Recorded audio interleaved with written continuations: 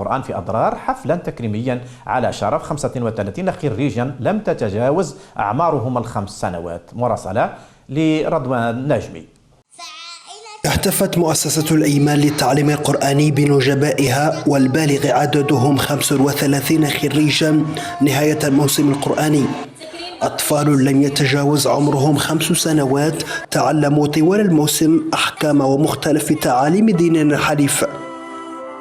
في هذا اليوم المبارك تم الإسدال على الطبعة الثالثة من خريجي مؤسسة الإيمان لتعليم القرآن في هذا الحفل المبارك.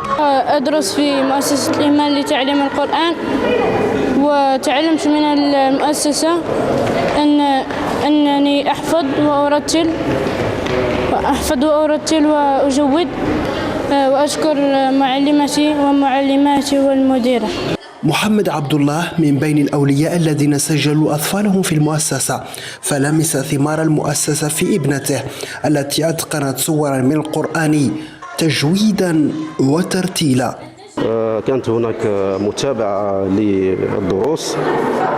الآن الطفلة لها عامين، كما يخو العام الأول والعام التمهيدي والعام التحضيري.